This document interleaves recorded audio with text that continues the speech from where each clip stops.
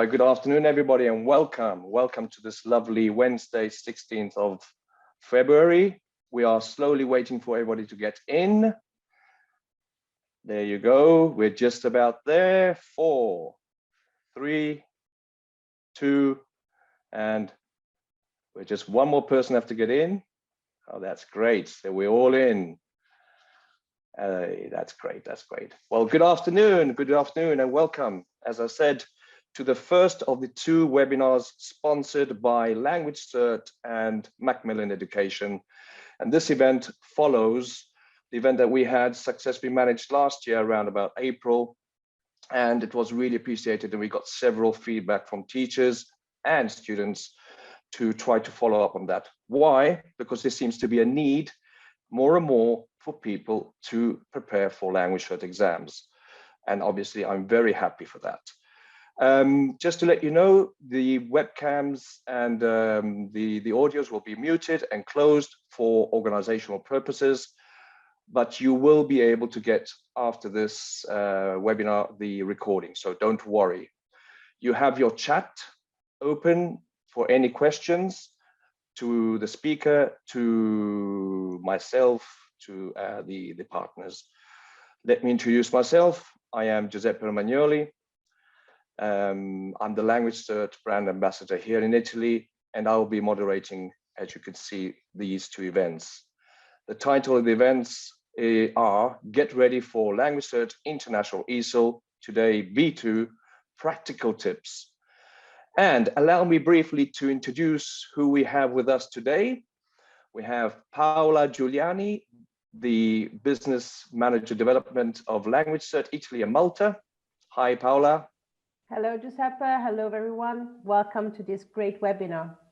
Thank you, Paola. And Kazimir Kukelka from Macmillan Education. Hi, Kazimir. Hi, Giuseppe. Thanks. Welcome, everyone. And we hope that this afternoon is going to be useful for you. Surely will. We've been working on this for a while, so let's see. And we also have from Macmillan Education, Romina Pifferi. Hi, Romina. Hello, everyone. Enjoy the webinar. Oh, that's great. Thank you very much. So, as I said, more and more students are, especially during the pandemic, requesting to do LanguageCert exams, above all our online exams with live invigilation. And more teachers are contacting us to require for help how to prepare for the exams. So this is why we organize this event.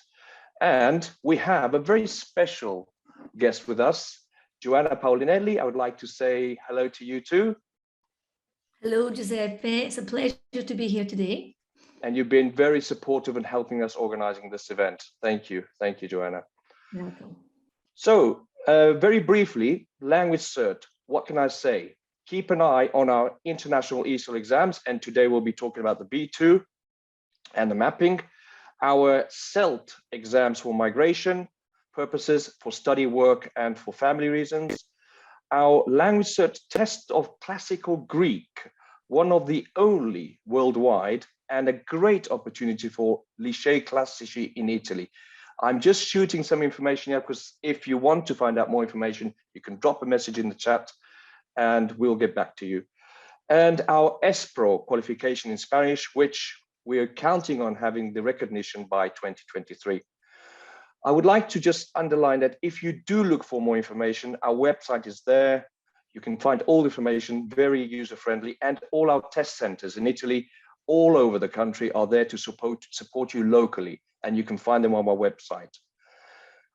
Another opportunity for to start, and then maybe Joanna can mention something about that. We have a fantastic course on dyslexia in preparation for LanguageCert certifications and qualification, in partnership with LanguageCert, Macmillan Education. That's why we're very happy to have you on board, and also Orizzonte Scuola. And soon this course will be available completely free on the Orizzonte Scuola platform.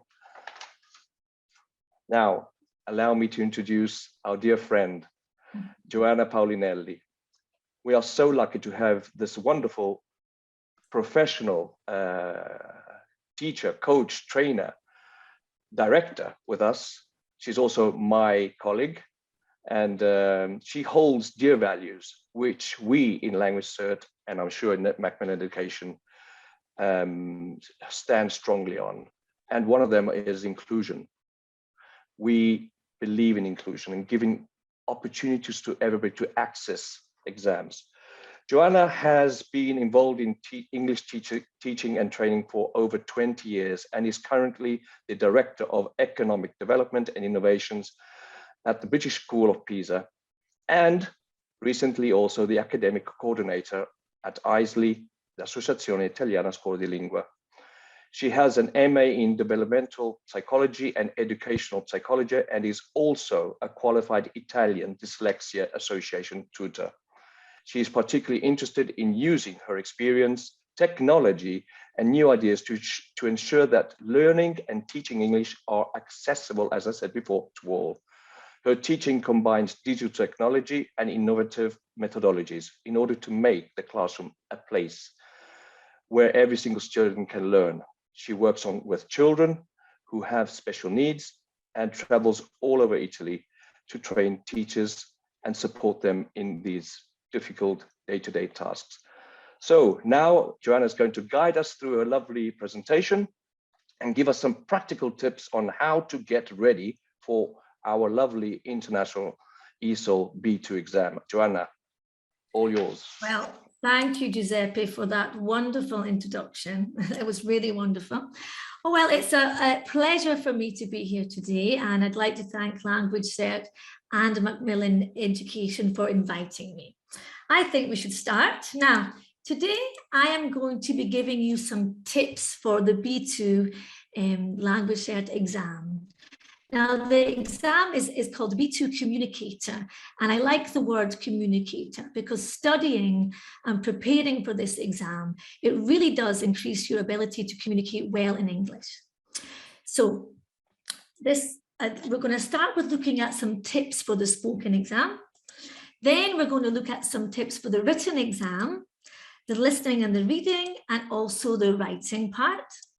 And then we'll look at some preparation material that I use with my students to help them prepare for the LanguageCert exam. Now, I would like to make this session interactive. So I'm sure you've all used Zoom before, but you can see this little chat box, and I'd like you to write on the chat box throughout the session because I will be asking you some questions. So the first questions, I'm quite interested to know where you are from, where you are from. So can you write in the chat box where you have joined us from today? Treviso, okay, thank you. Isabella from Rome, okay. Milano, Uruguay, oh goodness. Fermo, Peterborough, okay, so a lot of Italians today. Trapani, right, so from all over. So it's a real pleasure and I'm really happy that you have joined us today. All right, can anyone guess where I'm from, by the way? Does anyone have any ideas where my accent is from? Any ideas? Wales. No. Oh, there we go, Isabella. You are, yes, and Pal from Scotland. Yes, I am from Scotland. Paulinelli is an Italian name, but I'm also from Scotland. So, all right, so let's start by looking at some tips for the spoken exam. Now, the speaking, it lasts 13 minutes. And the first part is some short questions. Part two is the part where they have to do some role plays. So first of all, the examiner initiates the role play, and then the candidate initiates the role play. Part three is a two-way discussion where they have to reach an agreement based on some type of information. And part four is a monologue, which then they have to answer some questions on the topic. Now, the first part, they have to spell their name, say where they're from, and answer up to 5 questions. Now, the skills involved in part one, really we're looking at the ability to communicate personal information, express opinions and ideas, and also to be able to demonstrate the ability to give personal information and answer some abstract questions and give reasons for their answers. All right, so what I'm going to do now, I'm going to just play the first part of part one, just so you can watch the exam, and then we'll talk about it. Okay, so off we go. Spoken ESOL exam, communicator level. This is the 1st of July 2019, and Honna Patkai exam begins. Hello, my name is Kristina Kürti. Can you spell your family name for me, please? Hi, my name is Tana Patkai, Patkai. Thank you. And which country are you from? From Hungary. Thank you. Now, in part one, I'm going to ask you some questions about yourself and your ideas. All right? Yeah. The first topic is television. What kinds of programs do you like and dislike?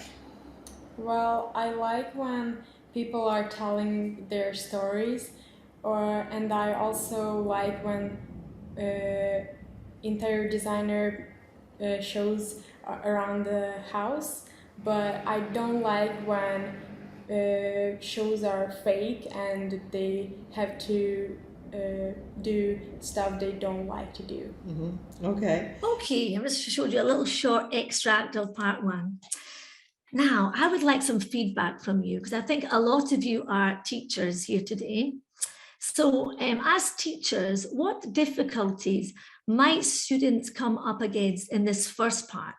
Do you have any ideas what sort of difficulties that they may have at this part one of the speaking exam? Any ideas?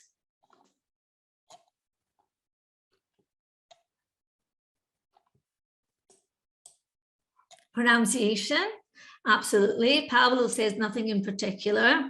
All right, yes, you're right, Cinzia. They are nervous. It's the very first part of the exam. And yes, and also they have to think on their feet. Yes, I mean, they have to think on their feet. Even if they have prepared, sometimes if they're asked a question, they may have like a moment where their mind goes blank and it's difficult for them. Yes, and also breaking the ice. Too shy to speak louder. Yes, it has happened to me many times to have students that start the exam and they're shy. And yes, so obviously it's up to the examiner to help with this as well.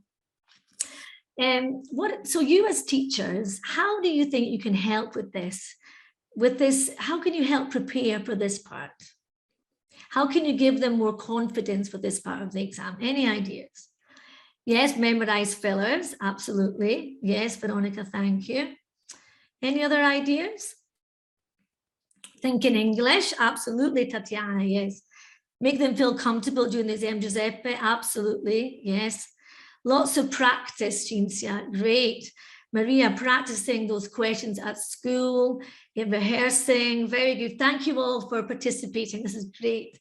Well, I have one little thing that I do, okay, because sometimes if you ask them a question and they have difficulty, they don't really know how to answer it, or they don't really know the topic, then I say to them, don't be afraid to flip the question if it's irrelevant to you. So they can just flip. So for example, this is the question: what types of films do you enjoy watching, right? So a way to flip this question is, well, actually, I hardly ever watch films.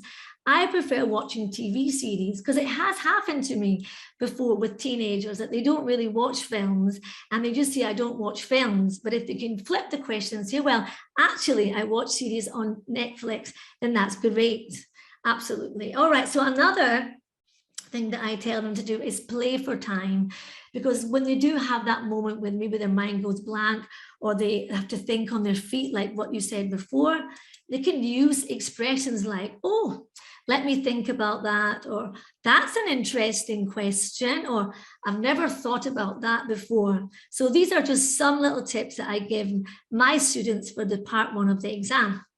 Right, let's move on to part two, which is the role play. We're going to listen just to the first role play, and then I'll ask you for some feedback. Can you hear the sound? Yeah, you should be able to hear. Is the sound okay in the last video? Did you hear the sound? Yes, Joanna, yes. Super. Because someone wrote that they couldn't hear the sound. All right. Role play some situations, and I want you to start to respond. Okay. The first situation is that I'm your neighbor. I start. Hello, my name is Christy. I've just moved in next door. Hi, nice to meet you. My name is Hannah. Oh, hi, nice to meet you too. How are you? Well, fine. You know, we're very busy with moving in. Yeah, and I I was bet. just wondering, do you love living here? Is it a good place? We love it. We actually live here since I was born, so I love this neighborhood. I hope you loved too. I do too. Yeah. Okay. You might help me look around Yeah, and show for me sure. places. Yeah. That's good. Anytime. Thank you. All right, that's just like one short role play. So again, what difficulties might students come up against with this type of activity? Any ideas? Or tell me what you found when you've tried it with your students, what you found. No ideas, yes, poor Lexis. Yes, they've never found themselves in that role while speaking English. Lack of imagination, absolutely. Veronica, not sounding natural. Improvising, it may be difficult to cooperate with the examiner. Isabella, yes, because maybe, you know, in school context, they have, you know, they're not being used to using English in this way where they have to invent how they feel or they have to act things out or be creative. Yeah, absolutely. So, so there are different things that I actually do to help prepare the students for the role play. Do you have any ideas before I start? Anything that you have done before with your students?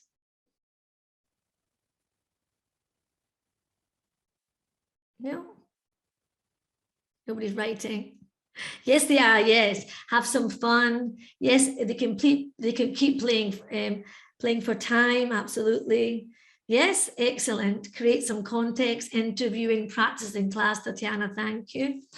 All right. Well, I like to invent role play situations and really let them have fun with their partner. So I tell them to get out their acting hat and I give them a role, and we really do enjoying doing these activities. Absolutely, yes.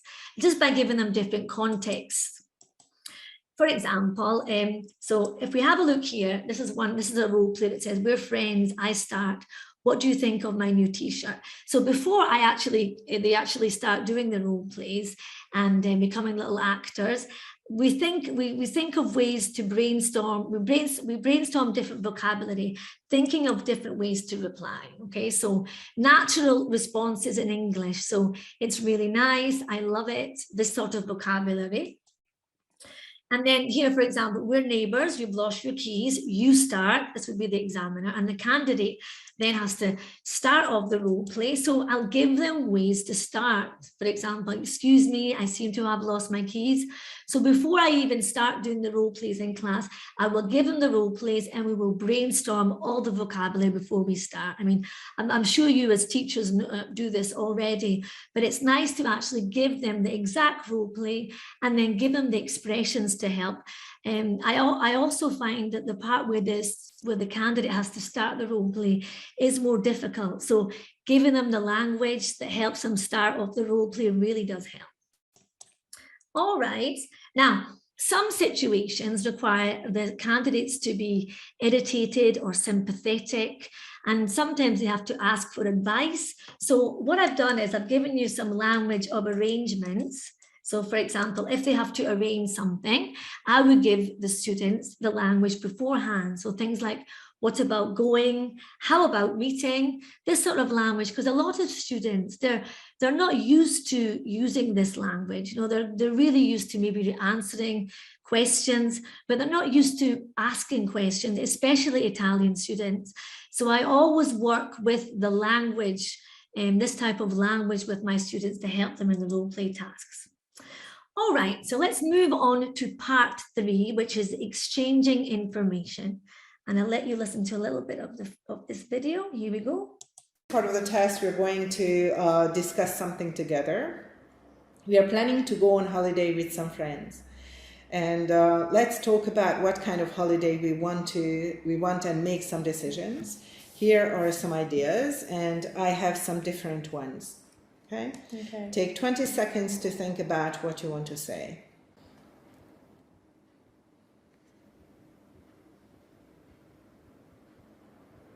Okay, you start.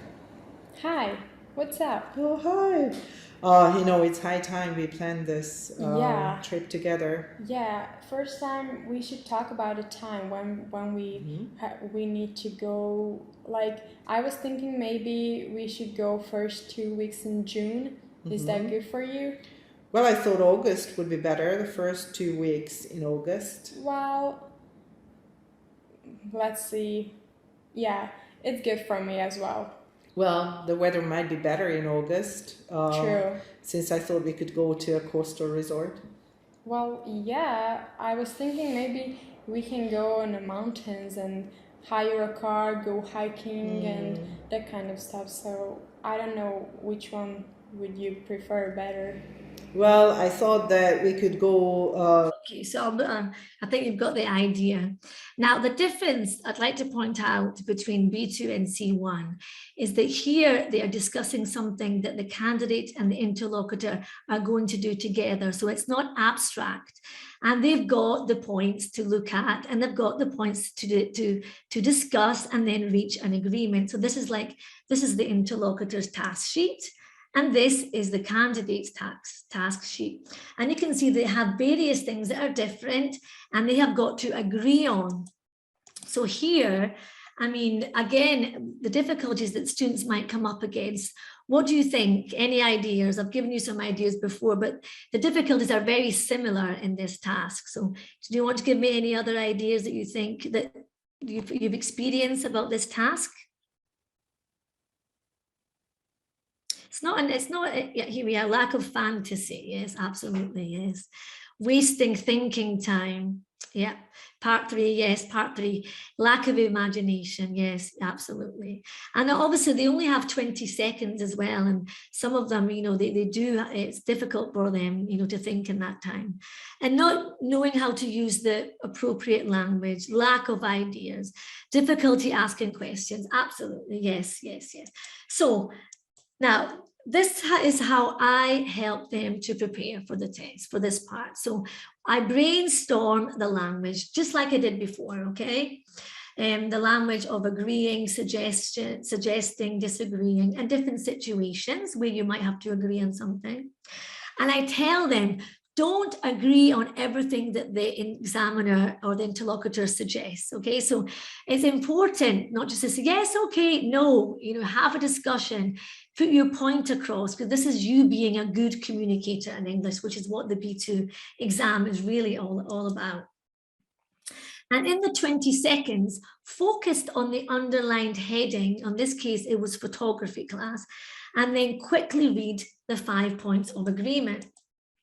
So here is some language that I give them. So I would give them, and I usually use Padlet, where I put all the language they need, or sometimes we use concept maps as well, where we give them the vocabulary. So this is a bit of language for suggestion. How about, what about, I really like this expression in English, how about with the ing form, because it sounds very natural. And then we've got ways to disagree politely, you know, rather than saying, oh no, things like, well, yes, I prefer to, or I'd rather, or don't you think it would be it would be better to? So you're not actually disagreeing with them, you're sort of like disagreeing politely. And then some agreeing and deciding. So yes, why not? Oh, great. That's settled then, okay? So using intonation, and I would get them to repeat these phrases, you know, and they would say something and then I would get them to repeat them really loudly. Yes, why not? Or yes, why not? And just do different ways of replying.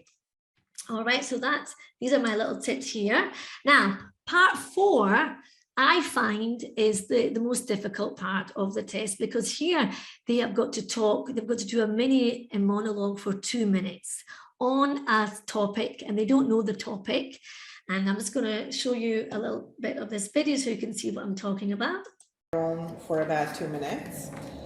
And your topic is some festivals in your country. Okay, you now have 30 seconds to write some notes to help you. So your topic is some festivals in your country.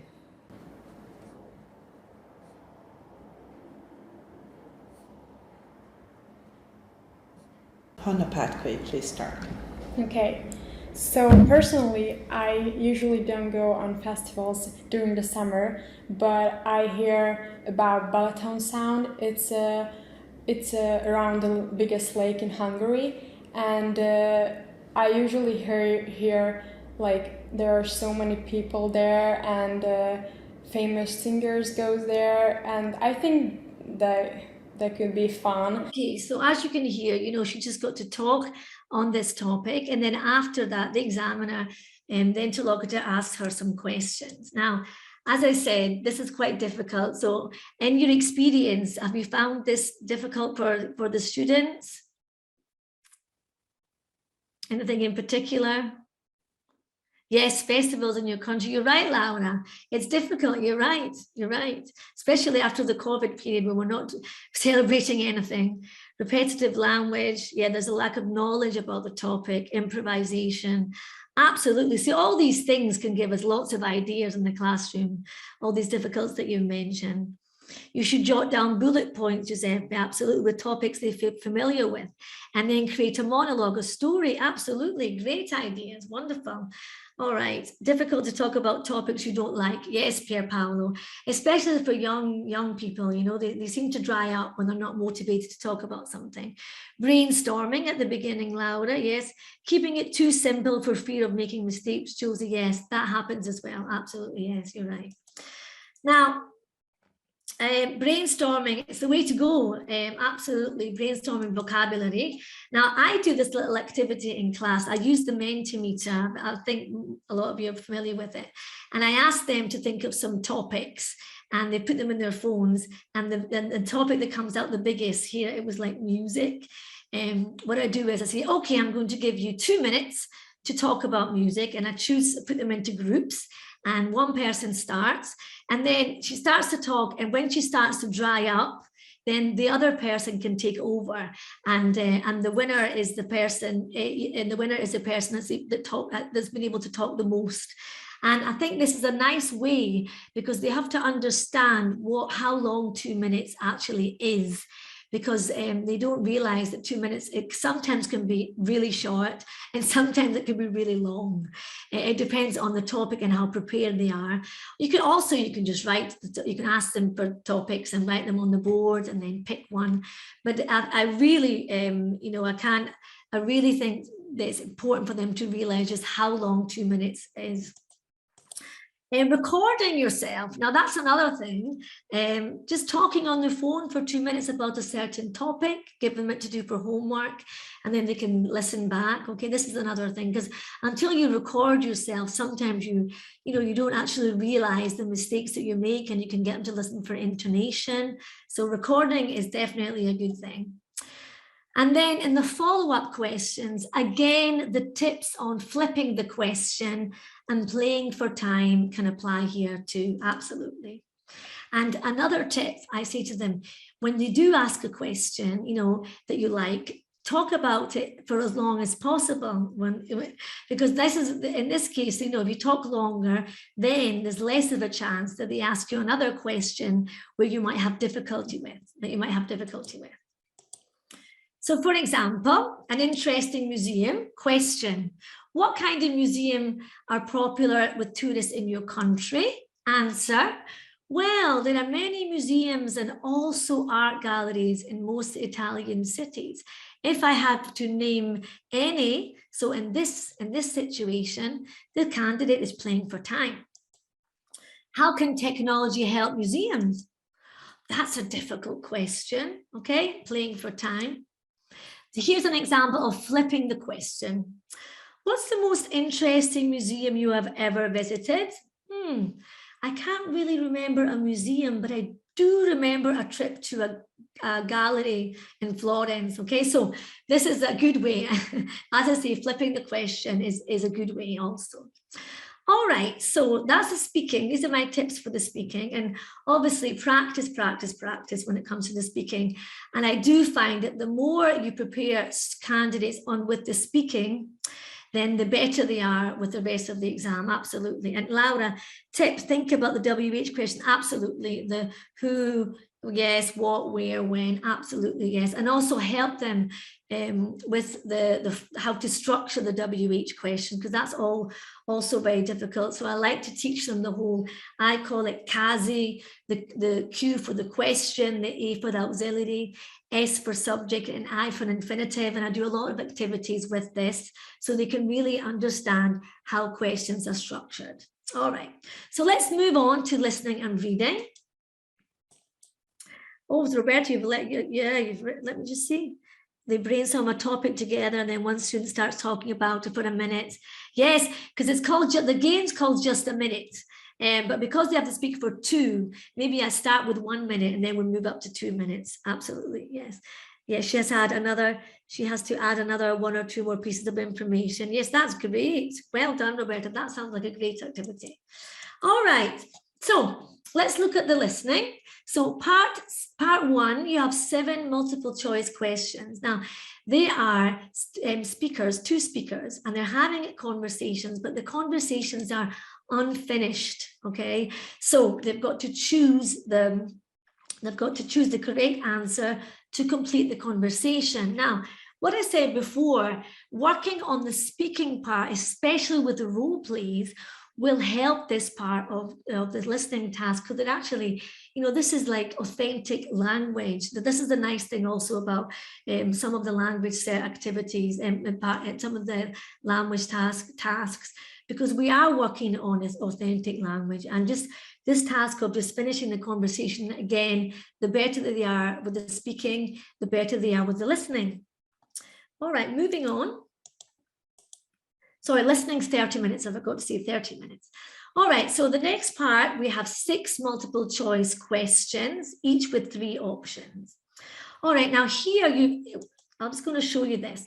Here, not only do you have to identify topic, purpose, gist, you've also got to identify feelings, opinions, attitudes, okay? So, I mean, again, when you do the speaking parts, if you work on intonation to express emotions, this can really help here, because look at the question. How do the speakers feel about Noel's new relationship?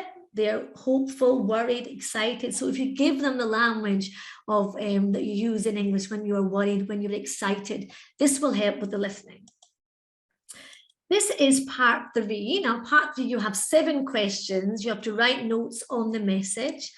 And it is usually, it's a radio broadcast or a narrative. Now here it's more like factual, specific information. And you can write from 1 to 5 words in this task. Part 4, you have 6 multiple choice questions. Now, here it's a long discussion, and this is more what they are used to when in the classrooms when they do listening comprehension. It's just a multiple choice task. Now, moving on to the reading. The reading and writing is 2 hours and 10 minutes uninterrupted. The part 1, you have 6 multiple choice questions, and the first one is a long text. So again, it's a typical long text reading comprehension centered multiple choice task. Now, the second one, here you've got 6 sentences, and you have a text with 6 sentences removed, and you have to complete the text with the correct sentence, and you also have 1 distractor. Okay, so this is part 2. Now, part 3, you have 7 questions. Now, this is interesting because you have to read 4 texts, and then you have to choose which text gives you the answer to each question. So you have to match the text with the questions. And part 4, you have a long text, and you actually have to write short answers of up to 5 words. Now, this is the reading and the listening part. So I'm going to give you some tips that I have found over the years in preparing students for this. Now, my favorite word is keywords. I use this a lot. I find teaching students how to identify keywords is extremely inclusive. And so even when I teach my dyslexic students, I mean, the importance of keywords, I always emphasize it, but I teach everyone how to identify keywords. And in the listening and reading tasks, I also get them to identify the keywords in the questions, especially when we have long reading tasks and long listening text, and they've got lots of questions with multiple choice. So I get them to underline the keywords in the questions, and in particular, and very often I will get them to actually read the questions before the text, okay? This does help them, especially with long texts. So keywords, words of quantity, frequency are usually, always, these sort of keywords. And then words that denote the strength relationship. So words like mainly, primarily, consequently. Then we have the negatives. I said, notice them and remember them. Things like didn't, won't. It's extremely important also to look at the negative forms. Focus on who or what the subject of the question is. If it's a person, it's about just one person. Is it about one person? Is she male? Is she female? Or is it about two or more people?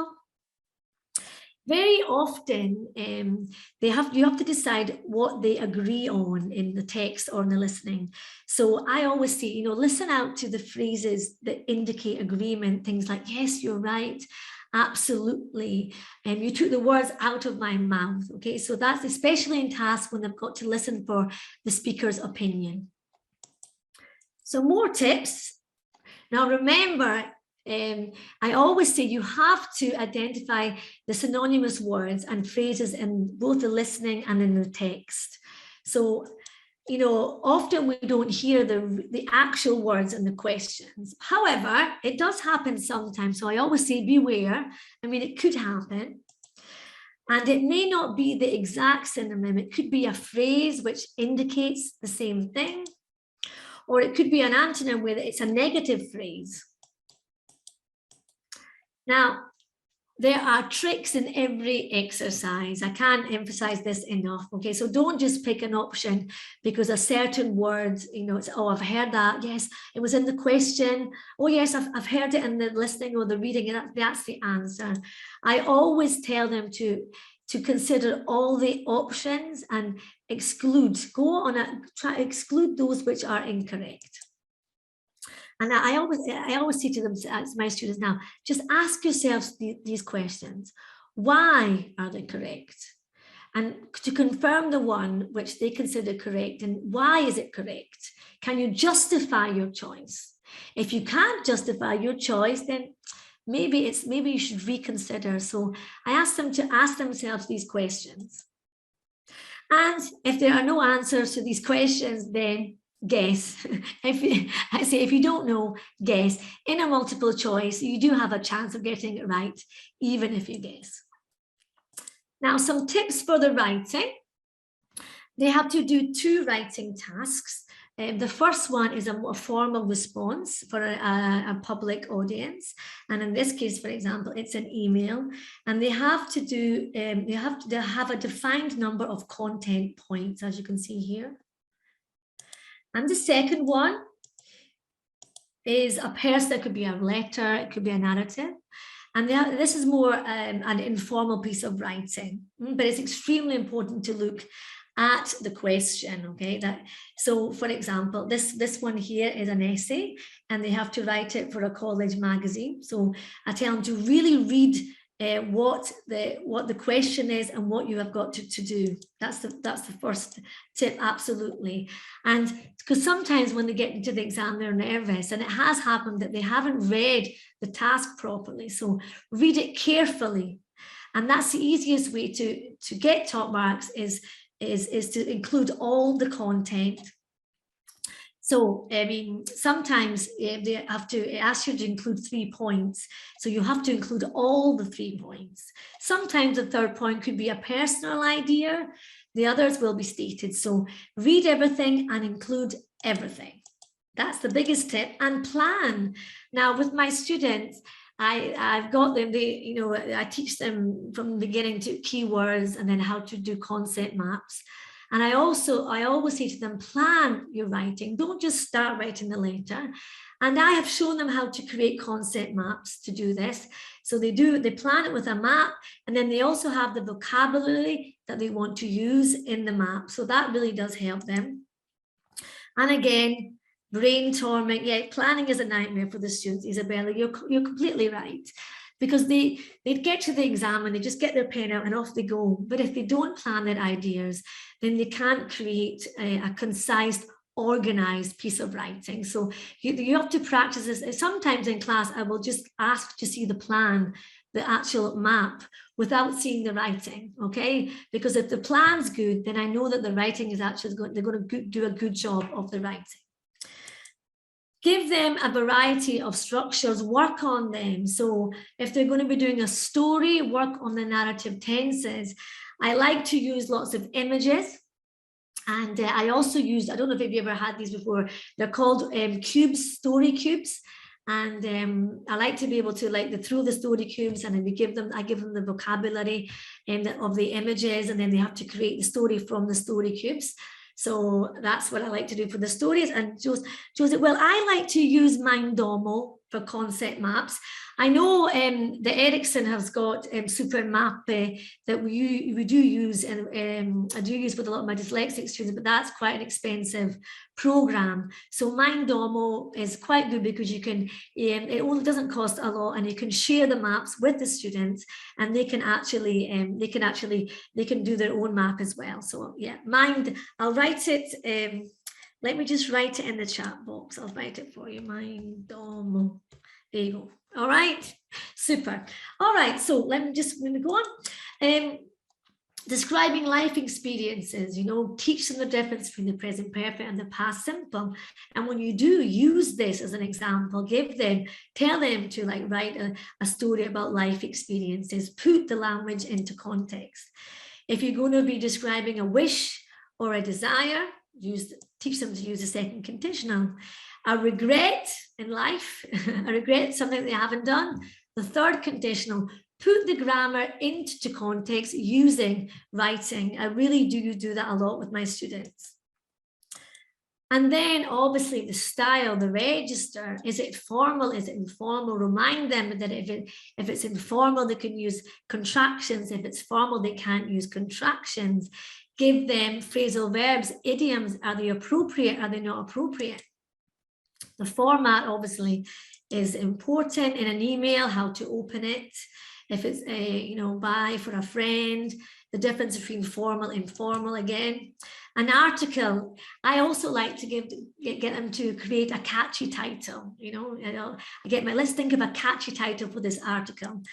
And in a report, make sure that they know how to do headings, subheadings, the introduction, a body, and a conclusion. Because sometimes we think our students know how to do this, but very often they don't. So we've got to take them through it step by step.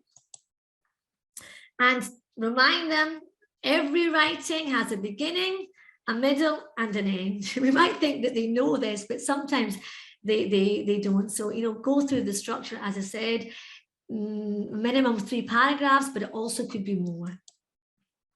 Rereading. Now, a little tip that I've told my students is I often find that when they do a writing and they read it aloud in their heads, very often the mistakes, they can actually hear the mistakes in their heads that they didn't hear before when they were writing it, because sometimes when they read it out, they can, because maybe they're speaking, they're used to hearing something, they can actually they can find more mistakes by reading it aloud. So I tell them to read it out in their heads, obviously not on the exam aloud, because they would they would be annoying all the students, but I get them to read it out in their heads, checking for mistakes, eliminating repetition, using a wide range of vocabulary, okay?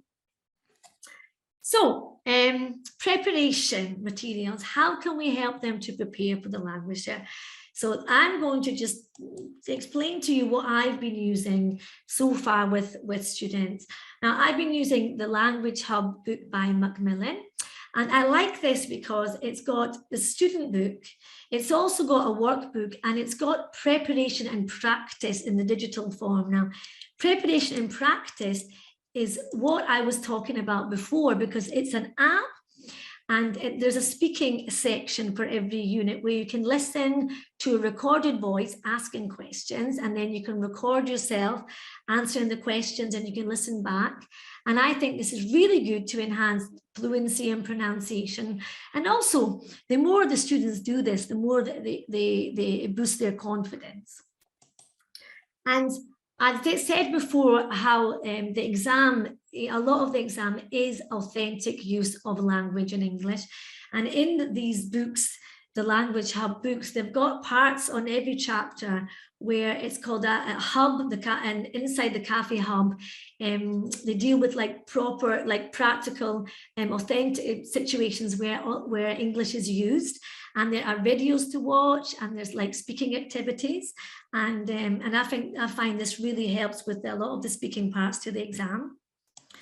And LanguageCert and Macmillan asked me to map the book. And what does that mean, mapping the book? Well, what I did was I looked at the tasks in the LanguageCert exams, and then I looked at the skills assessed, and I mapped it with the pages in the book relevant to the task. For example, this is the role play task. And in the Language Hub, there are a variety of units which is good for preparing for the role play, for example, an interview, a telephone conversation, responding to complaints. And for example, the writing task, this is an email, and these are all the pages in the book that deal with these parts of the writing. So, so the book has been mapped, and I find it very useful. And here I have prepared a little QR code. If you've got your phone, you can just take a picture, and that will take you to the site where you can get more details on the Language Hub books. And another way to prepare for the exam is that LanguageCert has got a lot of preparation material on their website. So there's like 7 practice papers. And I really do stress to use the sample papers to prepare students, because they have to be as familiar as possible with the exam, and also working on these practice papers. It does enhance their English. I mean, they learn so much vocabulary, and I know that it might seem to some teachers to be quite boring to work on practice papers, but I think it is a really good tool to use in the classroom.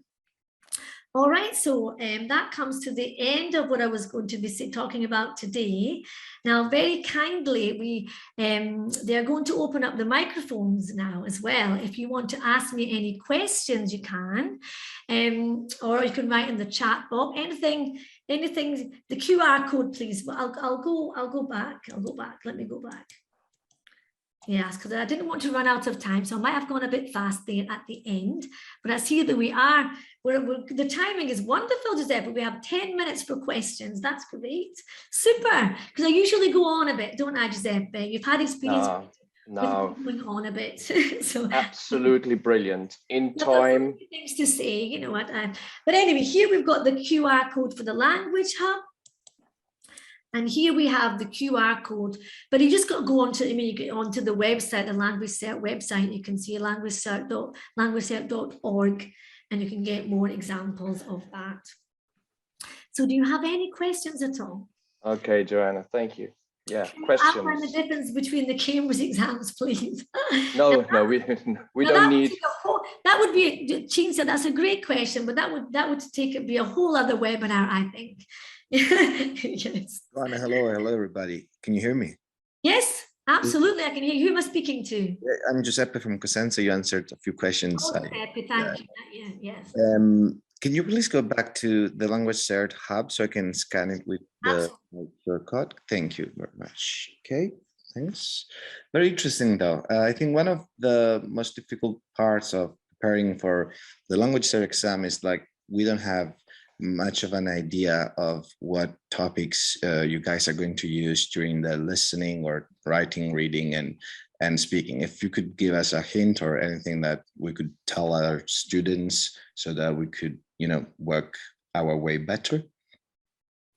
Well, first of all, obviously looking at the past sample papers gives you a variety of topics. I mean, if you look if you look at this like 7 practice tests there, and in the speaking, I mean, you can see all the topics that come up.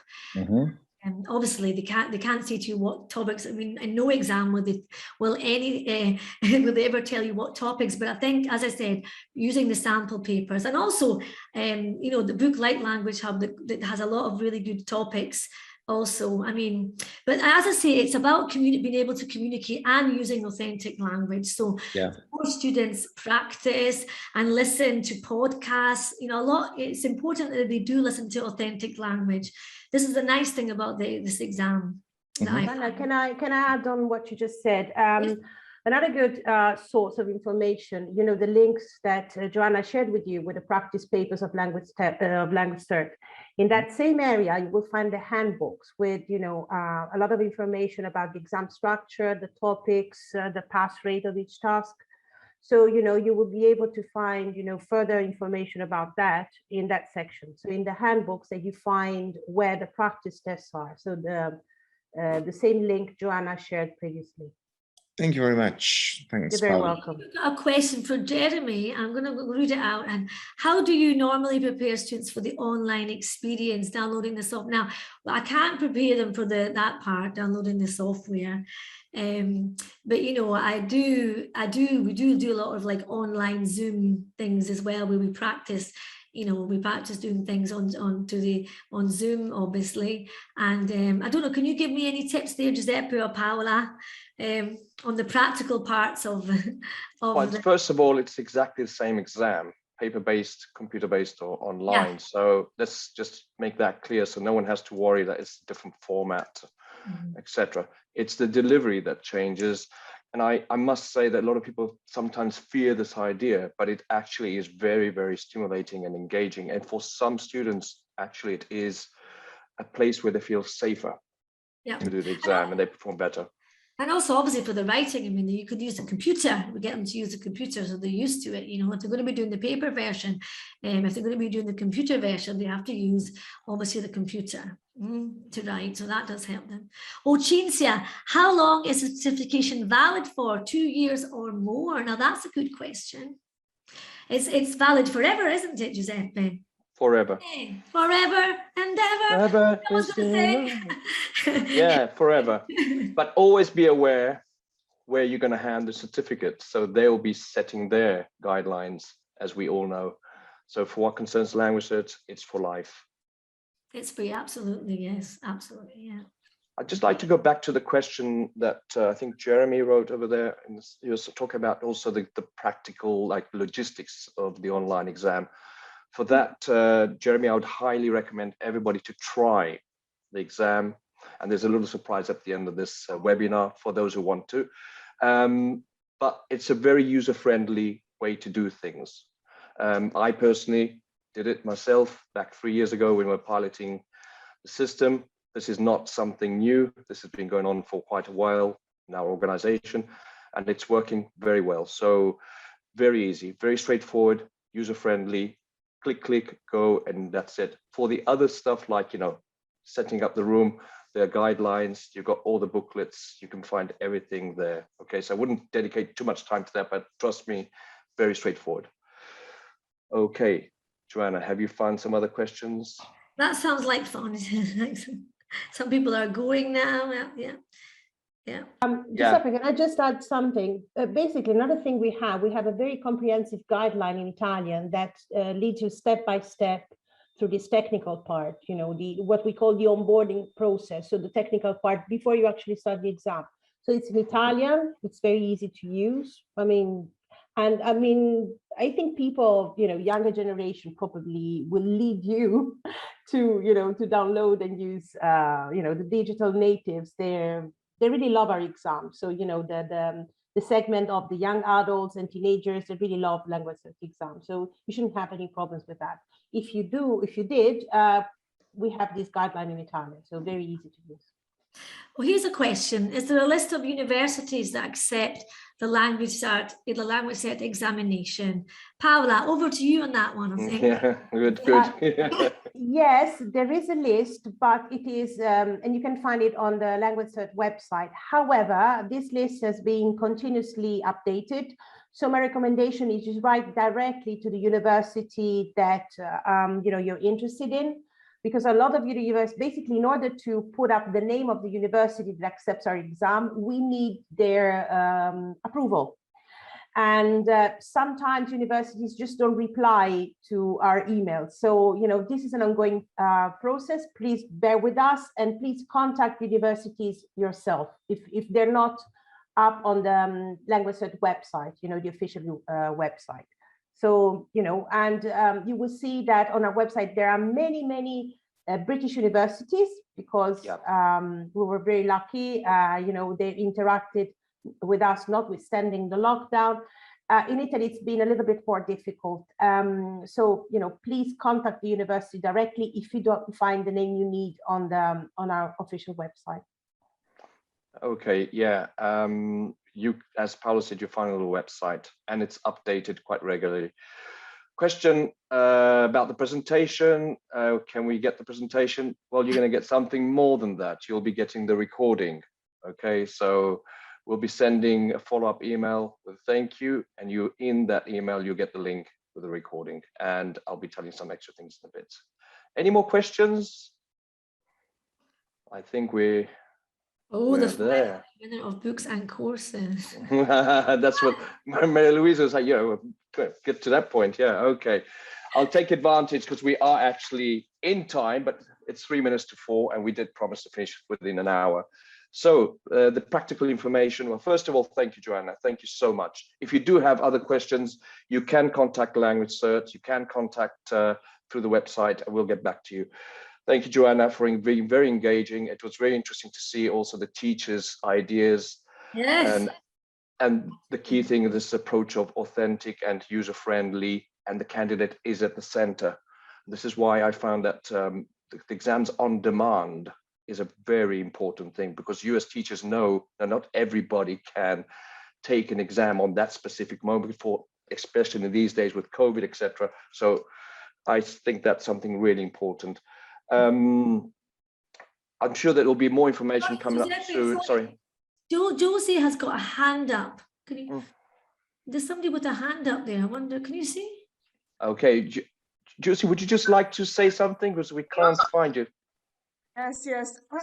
I just wanted to know if we would get a copy of the chat as well, because some of the ideas were interesting, but I didn't get a chance to copy them down. So that's quite interesting, actually. This question is the first time someone's asked me that. That's good. Yeah.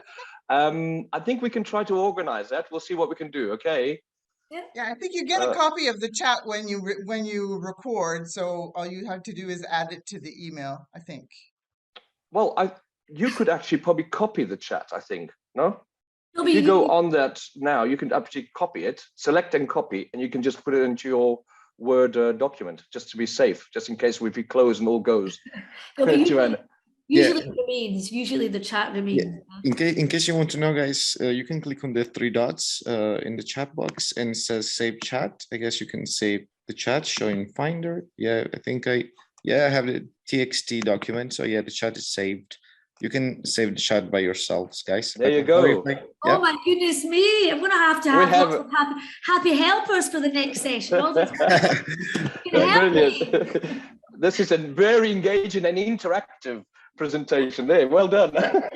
Thank you. Yeah, but I've done it a few times. You just, as you said, you do that, or you just click on the chat, right button, select, copy, and I would probably do that way because I find it easier. But anyway, that's another option. Thank you. Thank you so much. So, Joanna, I think we're getting to the end. It's been brilliant. Thanks. I just want to remind everybody that you'll be getting this email as we promised. And in the email, you get the recording. You will get a chance to also get the certificate of attendance. Very important. We know that's important. And you'll also find the free copy of the mapping that Joanna has done of the Language Hub and LanguageCert International ESOL B2 exam. So last but not least, going to the prize and the awards, etc., you'll get a chance to win a free LanguageCert International ESOL B2 written and spoken online exam voucher. And also, thanks to Macmillan, our partner, you will also be getting the textbook published by Macmillan. Okay, only to the first 5 subscribers will be the winners. So all you need to do is keep an eye on your emails within the next few days, and just click on that red button and go for it. Get the exams. So the next event is the 24th of February, same time, 3 o'clock, LanguageCert International ESOL C1 practical tips. Again with you, Joanna. Yes, I'm going to be, it's a bit different because I'm going to be showing you different programs and different activities to do as well. So it's not going to be the same. Okay, so yeah, so please join us next week. Sure I they have will. one last question. Is there going to be an event like this for level C2 or not? Interesting question. You have now put the bug in our mind, and obviously my job with Paula and Macmillan is to see if we, and Joanna, obviously, if we can set that up. But I'm happy you asked the question. That means you're appreciating. Yeah, definitely. Yeah, thank you. Thanks. Thank you. Great. Paula, would you like to add something? Yeah, I would like to thank Macmillan Education, Romina and Casimir for their support in this great event. And, you know, Language Hub is really a great book. So, you know, I hope more and more teachers adopt it. And I would like to thank Joanna because she's a star. And, you know, I think this webinar was really interesting. And, you know, it was interesting and fun. And I think we all benefited from it. So thank you. And practical, hands-on. Thank you, Macmillan Education. Thank you, Casimir. Thank you, Joanna. Thank you, Paula. Thank you, Romina. And I would also like to thank all the people that backstage that we don't see, that they work very hard to make these events happen. So I'm going to say thank you to all the LanguageCert marketing events team for helping us make this event run smoothly. Joanna, we'll see you on the 24th, okay? See you next week. Bye. Bye-bye. Bye, everyone. Bye.